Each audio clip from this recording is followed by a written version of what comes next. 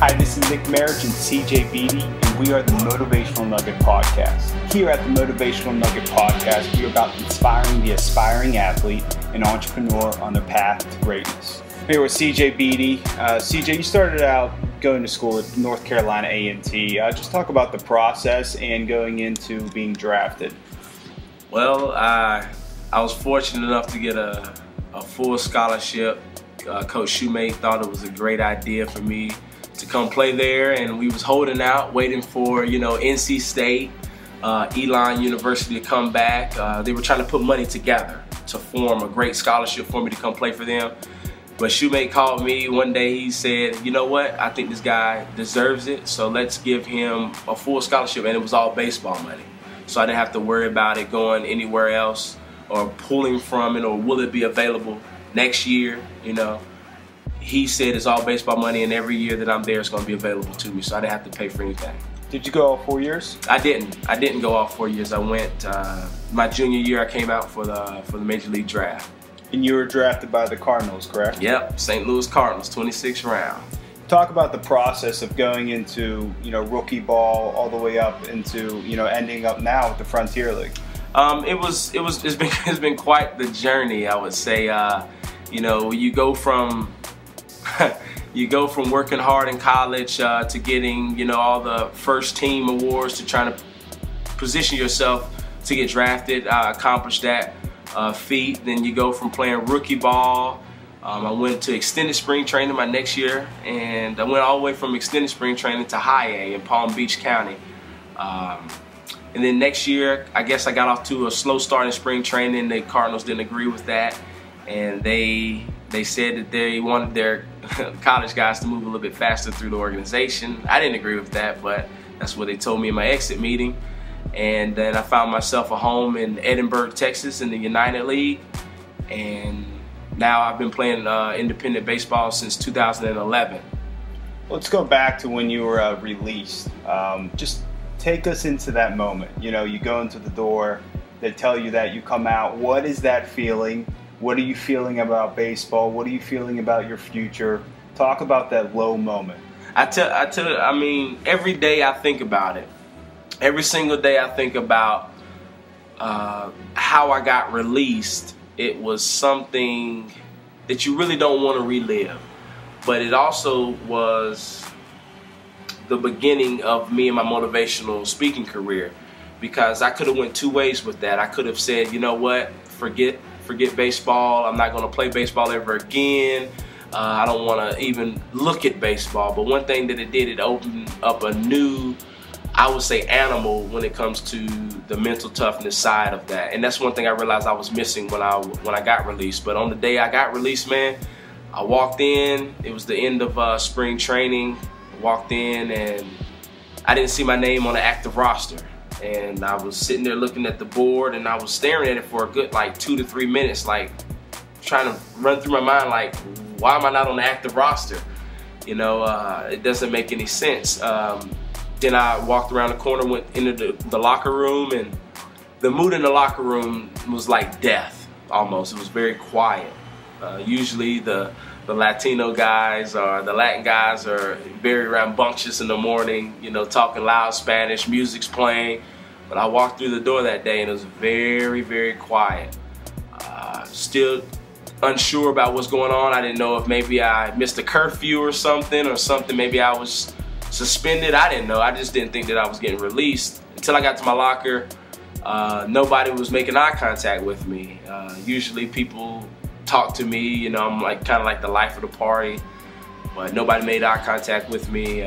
Then from that feeling right there, I kind of got the hint that my time has come to an end. So I immediately knew what I had to do. I went to the coach's office. I walked out there, knocked on the door. They opened it up, they told me to come in and sit down. At that time, Vooch was in there. Mike Schilt of the Cardinals was in there, and a couple other important guys was in the room.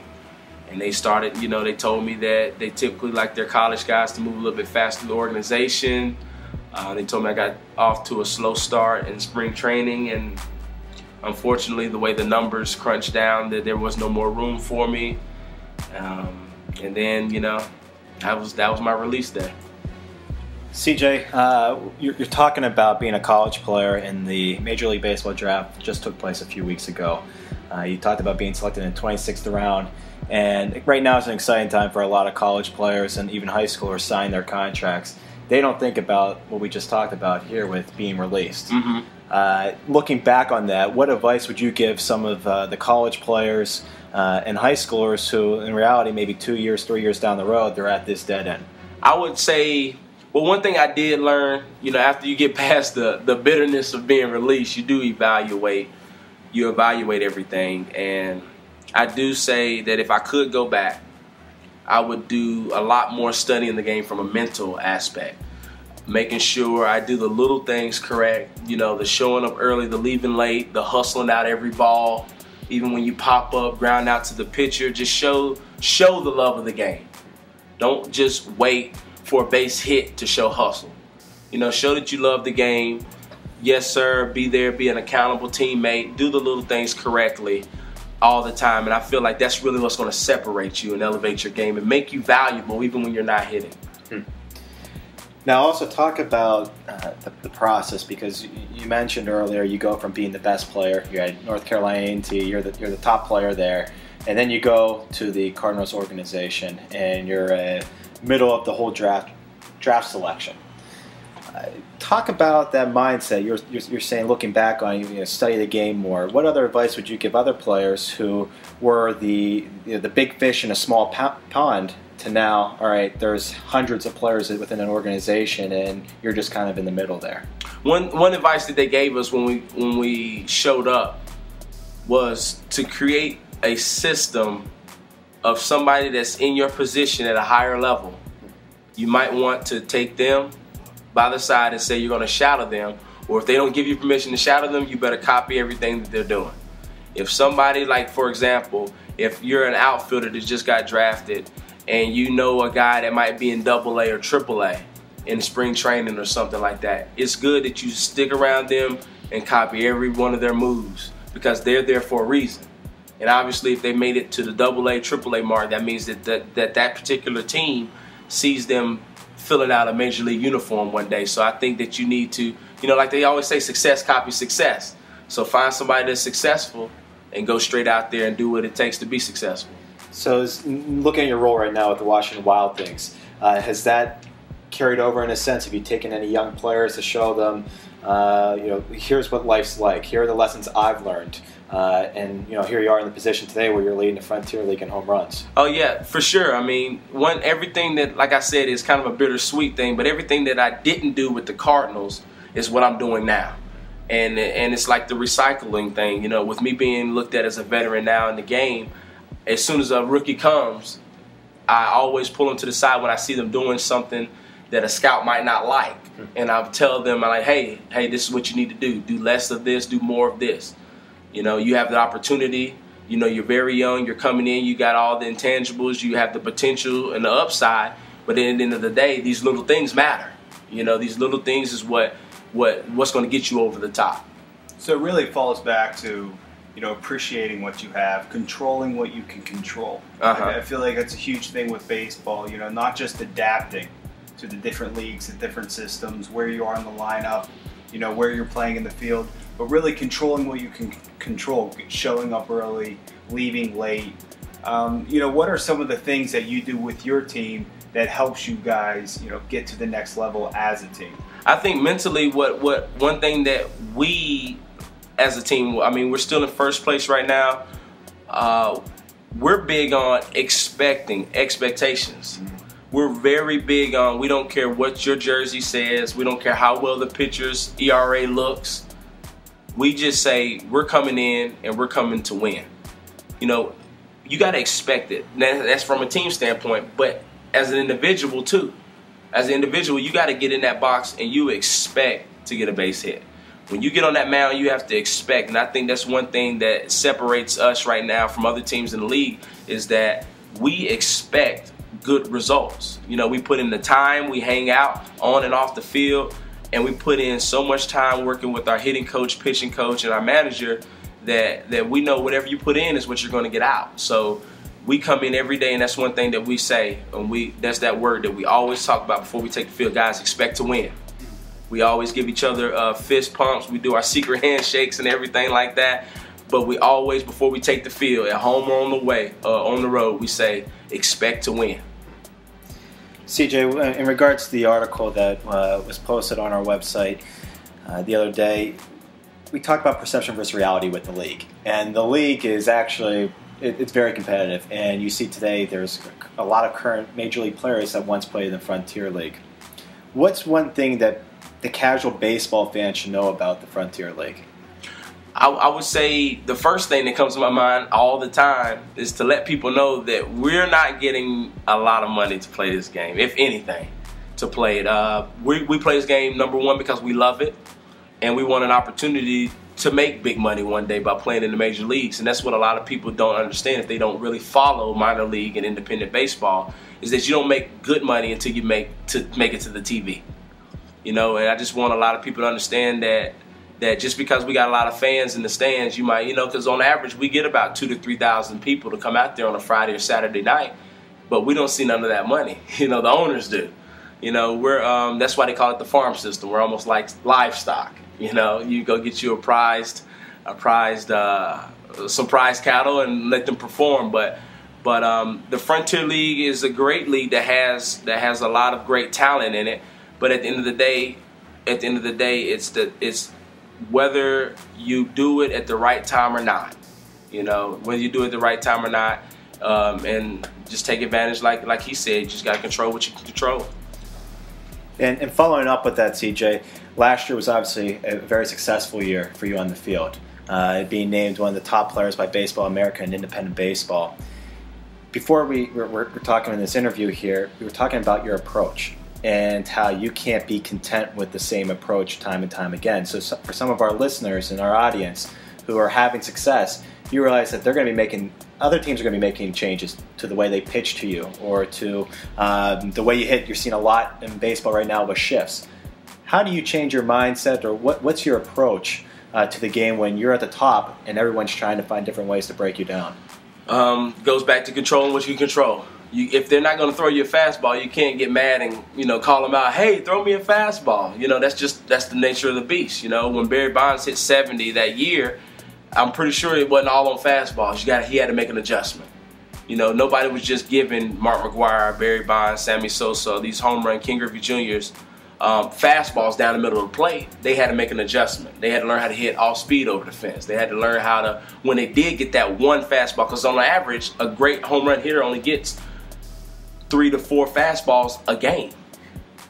That's literally, you get them, and half of the time they're not strikes, they're show me pitches.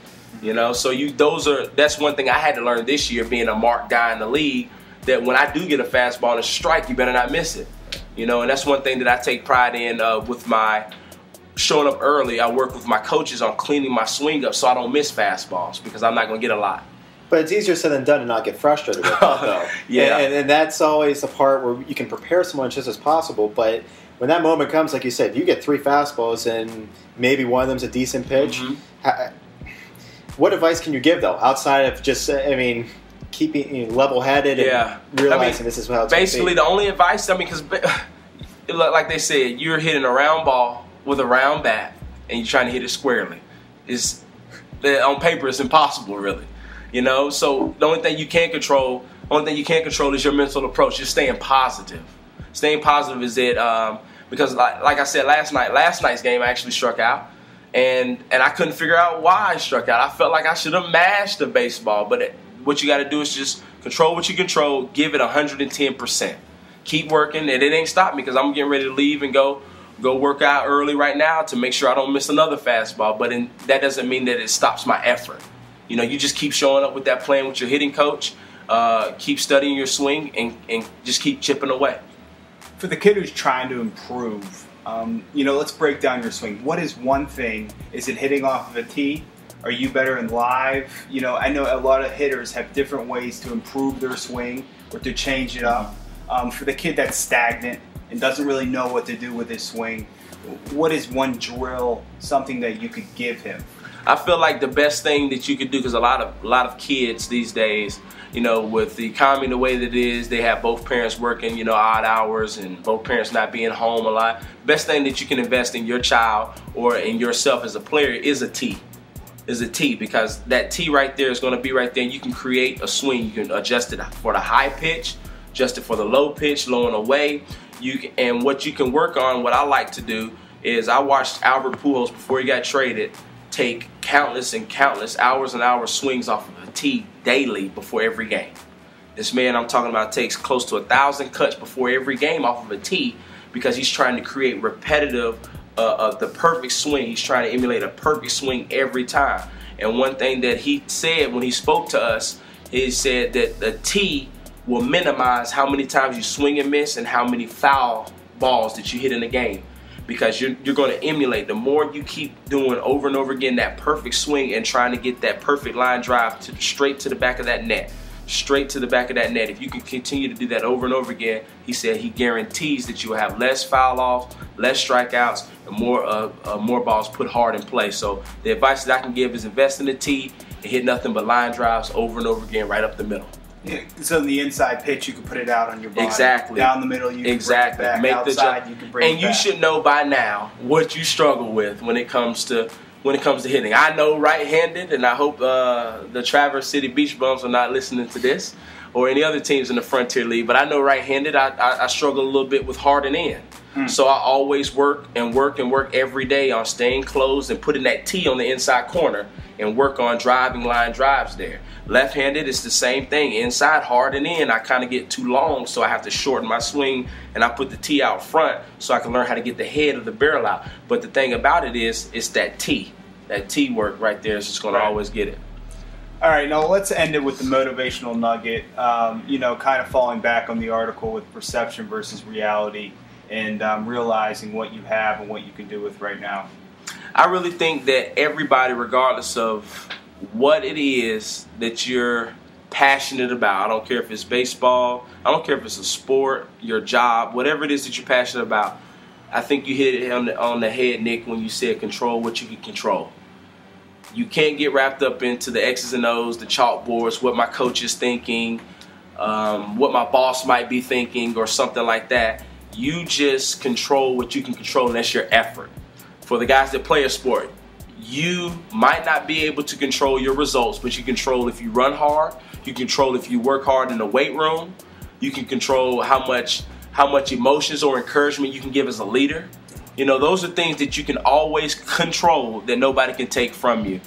So I would encourage people to use that quote and run with it. Control what you can control, give 110%, don't give 99, don't be content. And if you want something that somebody else has, you better be willing to look up what they did to get it. And if you want to go farther than what they did, where they're at, do what they did to get to where they're at, and then go farther. Make your own path from that destination. And you heard it here. It's the Motivational Nuggets Podcast.